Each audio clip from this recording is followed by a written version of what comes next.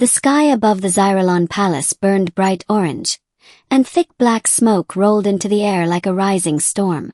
Warning sirens echoed across the city. Soldiers rushed in every direction, shouting orders, trying to control the chaos. The ground shook again as another explosion hit the east side of the palace. But in the middle of all the panic, one person did not run away. Commander Evan Ward, the only human officer serving at the palace, pushed past the guards as he sprinted straight toward the burning wing. His face was covered in ash, and the heat pressed against his skin like fire trying to swallow him whole. "Human! Stop!" a Xyrelon guard shouted. "The east wing is collapsing. No one can survive in there." But Evan didn't slow down. Inside the flames was the princess. And he wasn't going to let her die. Welcome to my channel Sci-Fi Love Story. Thanks for watching. Please like and subscribe. So when everyone else pulled back, when even the alien soldiers feared the fire, the human ran into it.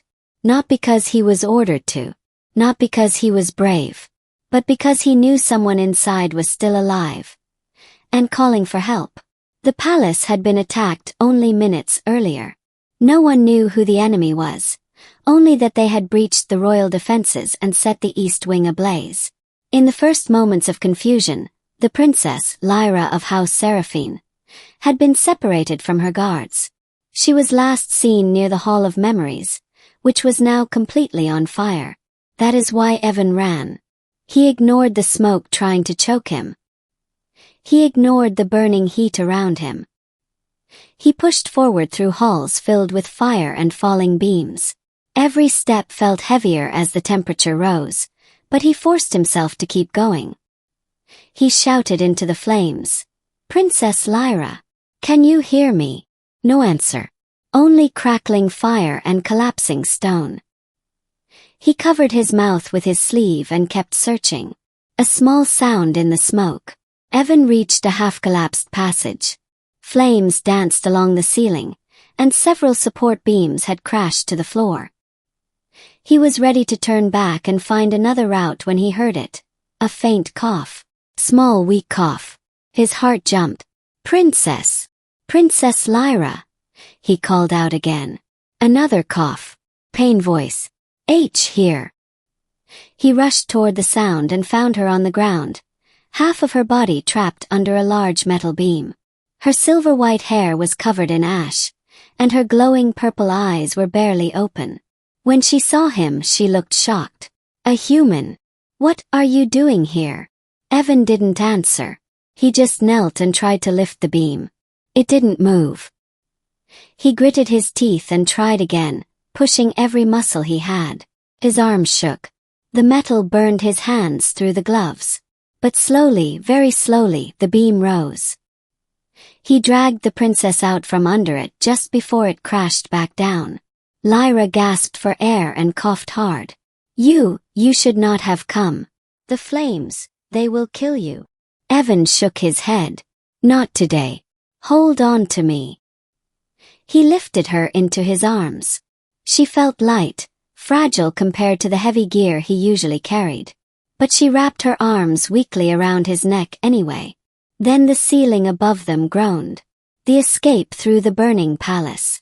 Evan heard the crack before he saw it. A huge piece of the ceiling was falling straight toward them. He threw himself sideways, rolling across the burning floor, shielding the princess with his body. The ceiling collapsed where they had been standing just 2 seconds earlier. Lyra's fingers tightened around his uniform. Her voice trembled. "You risk death for me." No guard came. Evan stood, carrying her again. "I'm not your guard," he said, breathless. "But you needed help." They moved through the flames. Evan's legs burned and his lungs felt like fire was filling them, but he pushed on. He lowered his head and ran through a barrier of heat until they reached the outer hall, where guards finally spotted them. "It's them. He found the princess," one shouted. Evan staggered forward and passed Lyra gently into the arms of waiting medics. The guards moved to support him, but he waved them away, coughing hard. "I'm fine, check her first. The queen arrives." A sudden silence spread through the hall. Every soldier dropped to one knee. Evan turned and saw Queen Seraphine, ruler of the Zyralon Empire, walking toward them. Her long dark robes flowed like a shadow through the smoke-filled hall. Her violet crown shimmered even in the dim emergency lights. But her eyes, usually cold and unreadable, were wide with shock. She rushed to her daughter. "Lyra, are you harmed?" Lyra shook her head and pointed weakly at Evan. "Mother, he saved me. A human saved me." The queen slowly turned her gaze to Evan. He stood there exhausted, covered in ash, burns on his arms, breathing hard, but still upright, still alert. For several long seconds, the queen said nothing. Her guards waited in fear. Evan felt sweat run down his neck. Then the queen finally spoke. Her voice echoed through the hall. "A human risked his life for the royal bloodline. This is the sacred act of a life bond." Evan frowned. "I don't understand." The queen stared at him, her eyes unblinking. Then she said words no one expected. Words that made every guard stiffen. "Make preparations for the wedding. Immediately." Shock across the palace. Evan froze. "What?" he whispered. Lyra's face turned bright red. "Mother, what are you saying?" The queen answered calmly. "He saved you from death. Our customs demand the joining of lives. It is the law." Evan opened his mouth to protest, but before he could speak, the ground shook. Someone was watching them. Someone dangerous. Deep in the shadows of the burning hallway, unseen by the guards, a dark figure observed the scene with cold, furious eyes. The attack was not finished. And saving the princess was only the beginning.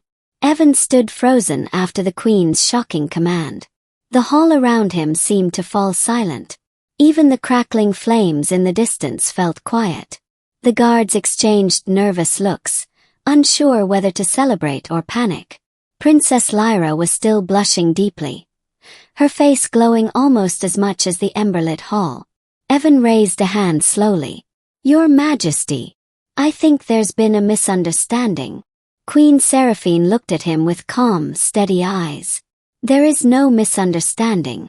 You saved my daughter's life. According to our oldest law, a life saved by self-sacrifice must be honored with a life bond." Evan shook his head. "I didn't save her for a reward.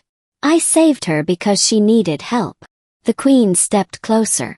She was taller than him, graceful, and carried an aura that made everyone want to kneel. "Intent does not matter. Action does. And your action binds you to her." Lyra turned to her mother. "Mother, please. This is too fast. He has no idea what the life bond even means." The queen looked at Lyra, her expression softening for a brief moment. "Then explain it to him." Later, after the fires were put out, Evan was brought to a private healing room to rest. Lyra entered quietly, still bandaged from the rescue. She sat beside him on the edge of the bed. Evan looked at her curiously. "So, what exactly is a life bond?" Lyra took a slow breath. "It is an old Zyralon custom. It comes from ancient times, when our people fought many wars. If someone risked their life to save a member of the royal line, the two were bound together." Smoke filled the chamber as masked alien soldiers rushed in with black armor and glowing red blades. Their leader, a tall, scarred warrior named General Vrax, pointed his weapon at Lyra. "Take the princess," he ordered. "Kill the human." Evan coughed, grabbed a fallen metal pole, and stood between them and Lyra. Vrax laughed. "Move aside, soft creature. You are no warrior." Evan lifted the metal pole like a spear. "Try me." The Ashborn soldiers lunged. Evan dodged the first strike, swinging the pole into a soldier's helmet. The impact rang through the room. Another soldier slashed at him, grazing his arm, but Evan pushed forward with raw determination. He wasn't stronger. He wasn't faster. But he was unpredictable, a trait aliens never trained for. He tackled one soldier to the ground, slammed another into the wall, and rolled under a blade meant to cut him in half. The aliens hesitated, Humans were not supposed to fight like this. Lyra raised her hand, forming a glowing shield of purple energy that deflected incoming shots. Evan! Behind you! He spun around just in time to block another strike. Thanks! Together they pushed the soldiers back. But Vrax stepped forward, eyes burning with rage. Enough. The prophecy ends tonight. He charged. Evan barely raised the pole before Vrax knocked him across the room with a single blow. The metal pole snapped in half when Evan crashed into the wall. He fell to the ground, gasping for breath. Vrax raised his blade over the princess. Your human toy cannot save you again. Lyra's eyes widened in fear. She looked at Evan. He forced himself up despite the pain. And he charged. Prophecy revealed. Evan crashed into Vrax with everything he had, sending both of them to the ground. Vrax slashed across Evan's side, cutting deep, but the human didn't stop. He punched, kicked, grabbed whatever he could. Vrax threw him back and towered over him. You fight like a beast, Vrax growled. But you are still just flesh. Evan coughed blood and smirked. Good thing flesh can bleed slower than armor rusts. He rushed again, swinging the broken pole like a knife. It struck Vrax's armor joint, making the general roar in pain. Lyra used her energy to trap Vrax's legs. Evan! Now! Evan jumped and drove the broken pole into Vrax's chest plate. Sparks shot out as the armor cracked.